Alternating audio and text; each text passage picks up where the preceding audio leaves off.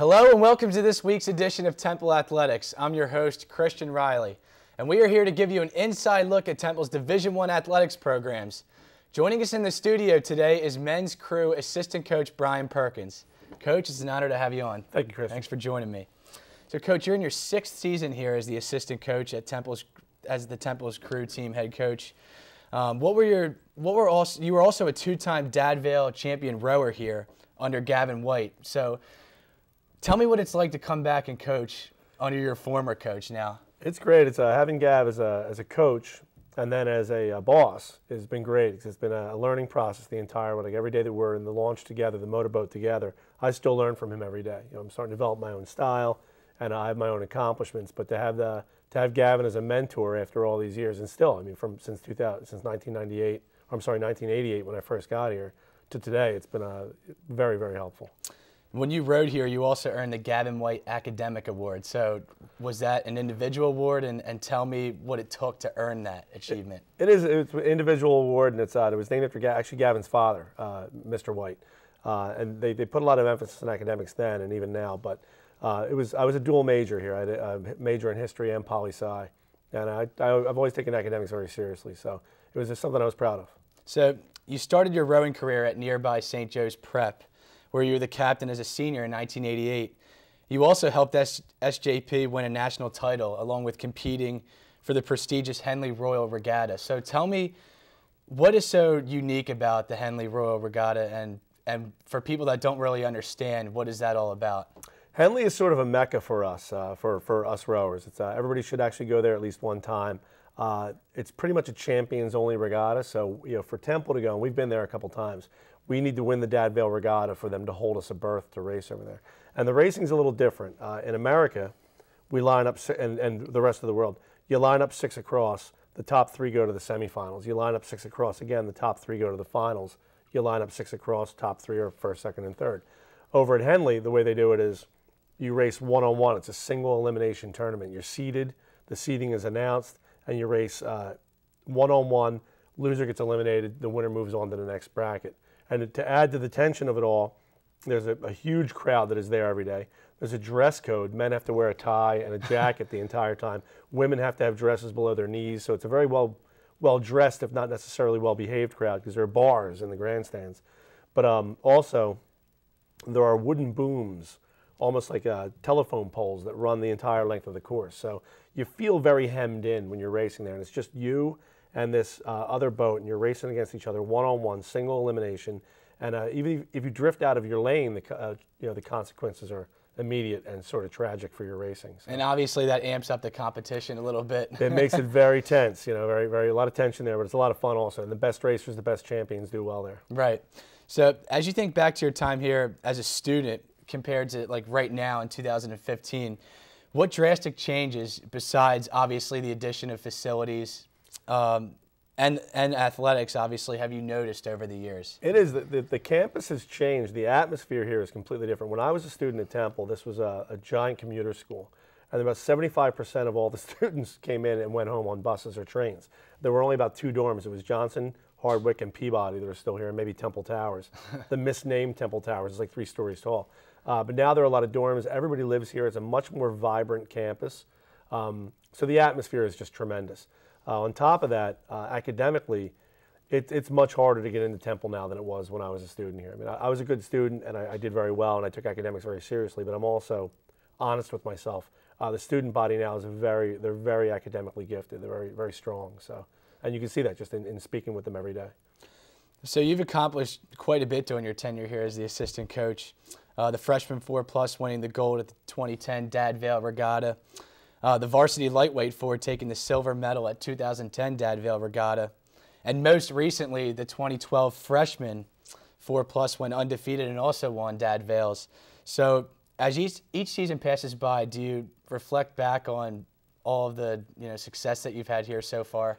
No, I don't. I think that's a trap. I think if you do that, we've found in the past that there's nothing as vulnerable as entrenched success. So if you think about the things you've done right all the time, you're never going to grow, you're never going to get better. So, and I tend to be a little, when speaking to the men, I try to be a little positive. But when my self-talk is very negative, I try to focus on the things I've done wrong and what I can improve on. But there are things I'm proud of, like the lightweights we had that got second. They were the only 4 lightweights on the team, so we're very happy that those guys were able to just power it out. The freshmen that went undefeated, they were the 4 freshmen that didn't make the varsity 8 or the second 8. So they were the other 4 freshmen, and they went undefeated, and they had great chemistry, and they were good guys. And then, and that was the last time Gav would just give me the boats that weren't the varsity 8s. Now I've been working with Gav in the varsity 8s, and I'm trying to have some impact with those guys.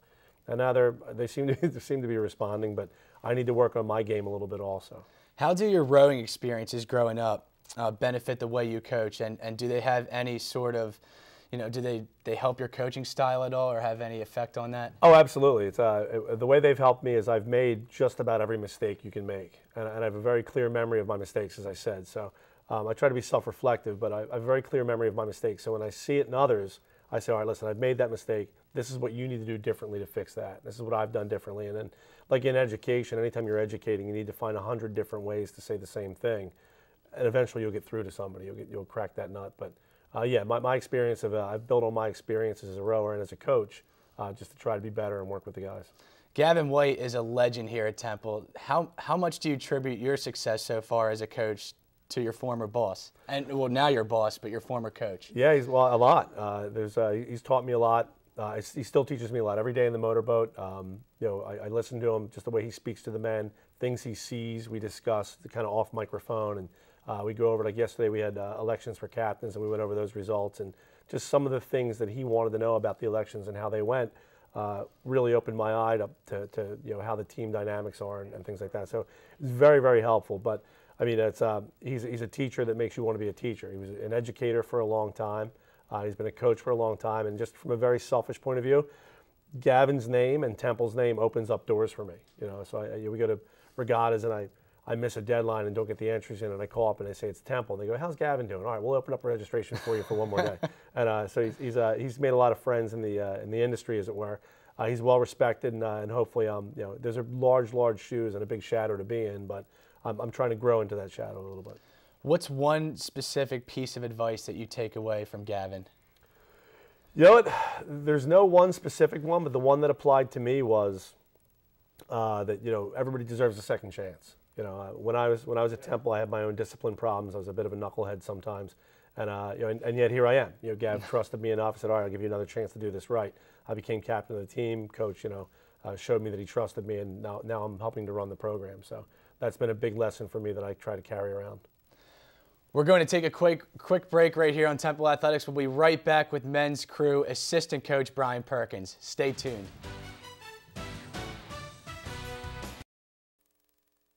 Welcome back here on Temple Athletics with assistant coach Brian Perkins of the men's crew team. So, Coach, when you graduated and left the Temple program, you built quite a coaching resume right out of the gate. You ended up being the varsity boys head coach at Harriton High School in 1993 after just one season, and you guided them to a lightweight 4 national championship. Then you were the freshman coach at St. Joe's Prep in '95, and then you returned to Temple as a grad assistant a few years and left to coach Upper Merion High School for a decade. So, was it right after your playing days that you decided you wanted to be a head coach, or did you already figure during your playing days that someday you wanted to be a coach? Well, I knew I wanted to be a coach. When I was at Temple here, I hadn't graduated yet. I had one more semester to go. So I actually stuck around and worked with the novices. I was a scholarship athlete. So one of the things to give back is if you're a scholarship athlete in the 5th semester, you have to come back and help a little bit, which I love to do. And I worked with the men, the novices, guys that were, had never touched an oar before in their lives, but were tremendous athletes, pretty high functioning. And we had a little bit of success with that. And then I left. When I graduated, I left and got a job at Harriton because I was going to be a teacher and a coach, and it just kind of fit my schedule. And those kids were just great. And I was hired there by a former Temple rower that worked for Harriton High School. And then I came back. We had a little success up there. We did very well, and they were great kids. But then I came back. Nobody would do the job, the assistant coaching job at Temple for what Temple was willing to pay, even with my meager qualifications. So they wound up offering me a grad assistantship, so it really worked out. I got to be just essentially a student and a full-time coach again, which was just great. So besides winning, there are obviously character traits about your players that make you feel really special as a coach. Talk to me about the type of person that senior Ryan Dartnell is. Now, he's going to be a 2nd lieutenant in the United States Marine Corps that he just recently announced. So what does that mean to your team and to you as a coach? Well, I like Ryan. I think he's a pretty tough kid. He's a little undersized. Rowers tend to be bigger guys. Like I was always the second shortest guy, and even though your chair is higher than mine, I feel very short in this presence. But you'll see when the other guys come in, they're very tall. They're big guys, big strong guys. I was always the second shortest guy in any boat I was in. So to see guys that are a little smaller than that, a little smaller like that, kind of scrappy guys fight their way into varsity boats, I've always had an affection for guys like that. And then, Marines are just great, at what they do. So although Ryan just announced he's going to be a lieutenant in the Marines, we've known for some time. So he's been in this program for a couple of years at Temple. So, for example, we'd have practice, a pretty hard practice, and he would have Marine Corps PT, mandatory, right after practice. Wow. So we would take him out of the boat, drop him in the motorboat, and have an amphibious landing on the West River Drive, and drop him off there with his running shoes, and he would get into the Marine Corps PT, and they have out of a possible score of 300, I think 3 times he got a perfect score. So he's a pretty tough kid, and he comes in, he brings that attitude to the boat, and he's very coachable, and his mind is in the right place. Now, is that what it takes to be a good rower, to have tremendous attitude? Tell me how difficult it is for people that don't really understand. How tough is it to really train for rowing? Because, like you said, you have to be pretty big and pretty strong. It helps to be an athlete. You have to be an athlete, but probably the hardest thing about rowing is that you not just need to be an athlete and work on those skills. You also need to totally sublimate yourself and be in perfect unison with everybody else. You have to be pulling your hardest and also at the exact same time as everybody else. Because if you're out of whack, you could be the biggest, strongest guy in the boat, and if you're not on time, it's just not going to work. So teamwork and communication are obviously key. Teamwork and coachability. You need to be coachable because this sport's also about pain management and pushing your limits. So you push past your limits. It's easy to row pretty well at half slide all the time or half pressure all the time. If you're just taking it easy, everybody can take a nice easy stroke. But if you're pushing yourself to your absolute limits, I look for where you start to break down, and that's where my job gets hard. We have to now correct what's going on as you push yourself past your limits, because we all have limits, So we have to A, find those limits, and then B, address what breaks down when you're there, and then just drill it until you're in perfect time with everybody else. Now, rowing is one of those sports that's kind of underappreciated in terms of popularity. What do you have to say for the naysayers that kind of, downgrade rowing? Well, listen, everybody, there's vanilla and chocolate. Everybody has something they like, and that's fine. It's not the greatest spectator sport in the world. It's about the same as NASCAR. You watch them come by and you're happy, and then you watch them come by again and you're happy. With rowing, that just happens one time. So if you can't see the start of the race, you just watch people come by, and then you can't see the end of the race. So it's not the greatest spectator sport in the world, but it's beautiful when it works. It's the and this is thrown around for every sport I know, but I'm prejudiced. It's the ultimate team sport. Nobody in the boat has a role that's different than anybody else's role. There's not a center or a quarterback or a wide receiver or anything like that. The guys in the boat need to be in perfect time, doing the exact same thing at the exact same time. And listen, it's hard to compete with the excitement of basketball and football. I love watching those sports. Mm-hmm. They're great sports. But before they existed, rowing was a very popular sport in America, as it is still in England. What happened was in the 1800s, I think they had a gambling controversy. Much like, which almost killed baseball, in fact, in America. And it was very hard to prove, for $5 you could sabotage a boat or pay a guy not to pull. And because what we do is so difficult to coach and train for, you could never really prove that a guy didn't, try his best or didn't throw the race or it wasn't really trying his best and made an honest mistake or a dishonest mistake. And that really hurt the popularity of the sport. And it's only now starting to recover. When I rode in high school, they have about 10 high schools in these local races. Now the local races draw in schools from Connecticut, New York, all over the East Coast for a local, once a week race we have here. So the sport is starting to explode in popularity again. Explain to me what are the different kinds of boats and how do lightweight and heavyweight work? Well, there's heavyweight's sort of a bit of a misnomer. There's open weight. Anybody can row open weight. So if you're a lightweight, if you're 145 pounds, 150 pounds, but you're a very good boat mover and you have a skill, you could row in the Varsity 8. The lightweight boats are restricted. You have to be 160 or less to row in a lightweight boat. And that's, we do well. Like last year we only had a couple lightweights. They did pretty well. They won the Vales last year, actually. They were undefeated. Not undefeated, but they won by open water. And then the boat classes are the Varsity 8, which is the biggest. The heavyweight Varsity 8 is the biggest. That's the money boat. If you win that event, you win the regatta. So that's what we always say. Then there's a second 8. Temple rows 8s, typically big boats. Even though we've traditionally been a very small program, we row big boats and try to win the big boat events. So. Wow, that's just something else for especially somebody that doesn't really know too much about rowing. But so, last question: what are your team's expectations for this season? I know you have a tough stretch coming up, but how much confidence do you have in your team? I have a lot of confidence. I mean, this team is underachieved a little bit last year, and even in underachieving, we had the varsity 8 did better than they've done in the last 5 years. The second 8 lost the national championships by 0.08 of a second. So we're right there, even last year, underachieving. This year we have a very senior-heavy team, a very talented senior-heavy team. So you can have a bunch of seniors, but they're not bringing it to the table. We have a very talented senior-heavy team. So we have very big expectations this year. We have a recruiting class that is strong. We have a lot of seniors and a lot of talent on the team.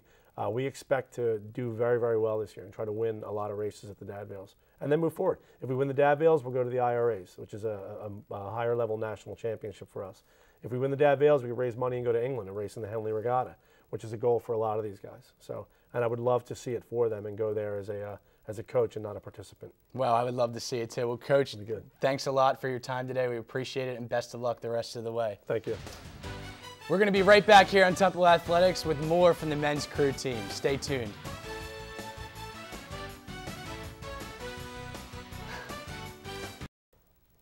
Welcome back to Temple Athletics. Joining us right now in the studio are men's crew student athletes Evan Hammond and Matt Mins. Guys, welcome to the show. Thanks for coming on today.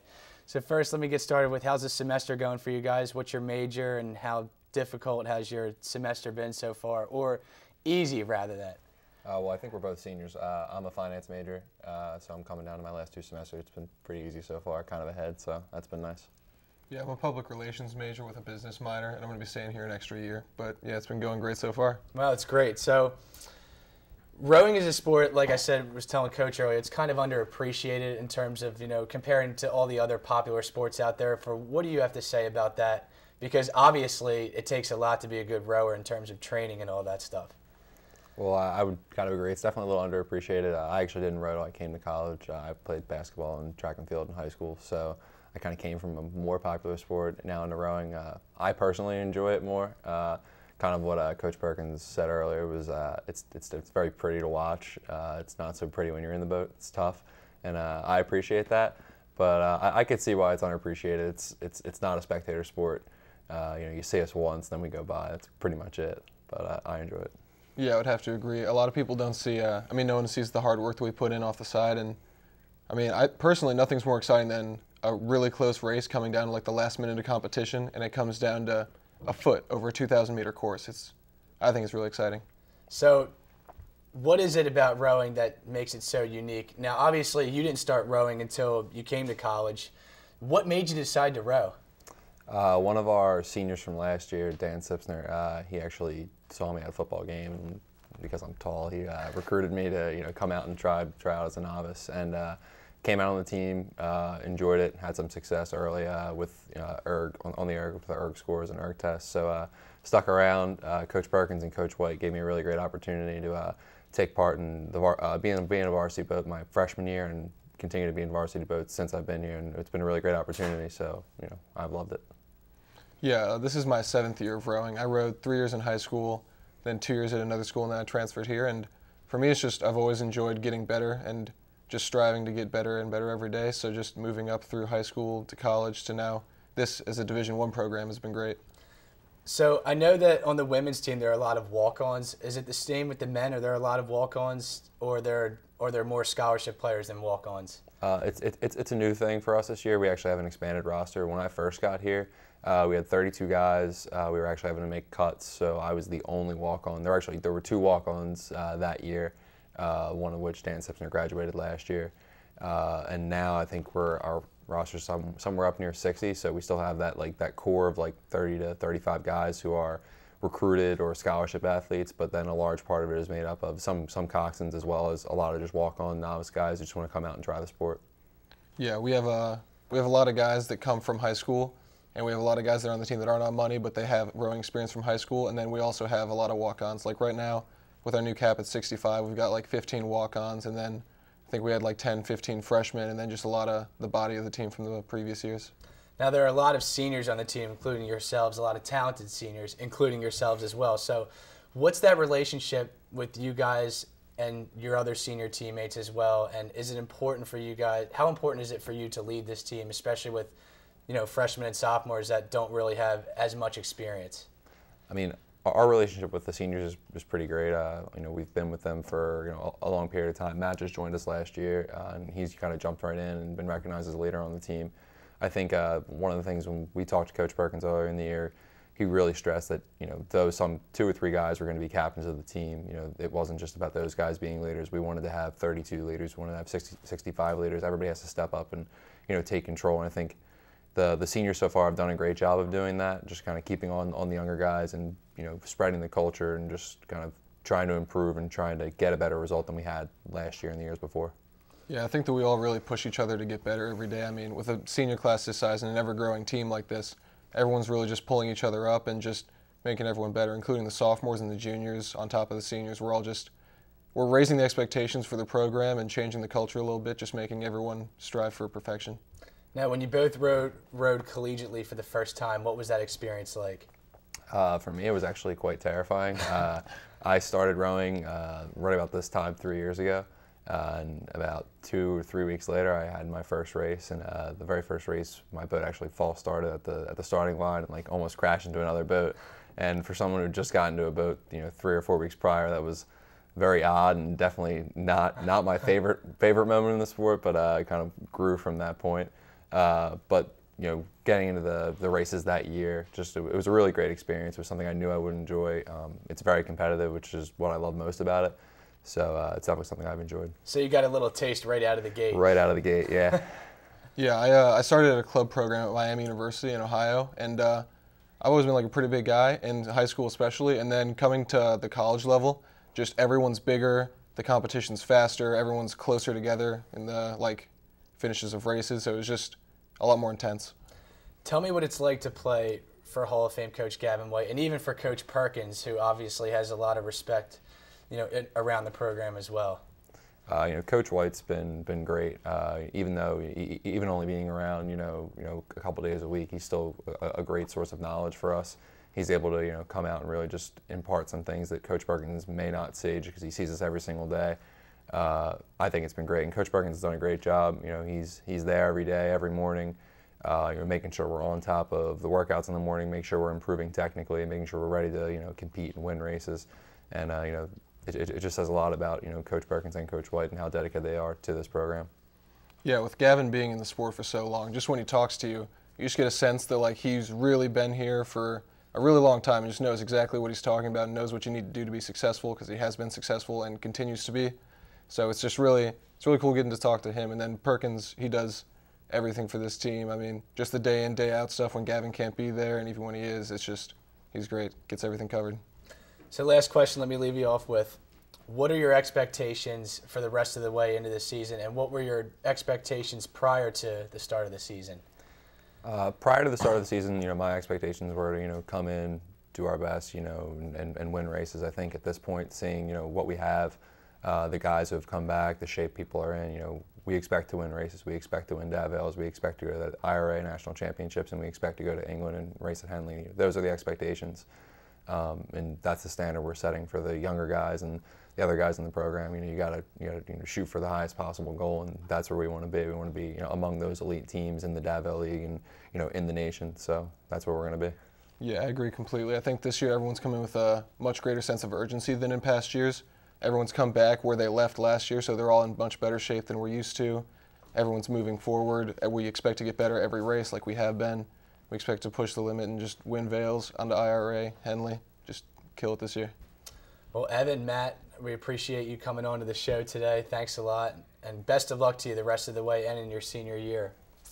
That'll do it for this edition of Temple Athletics. I'm your host, Christian Reilly. We'll see you next week. Man, so you guys got high expectations. Yeah.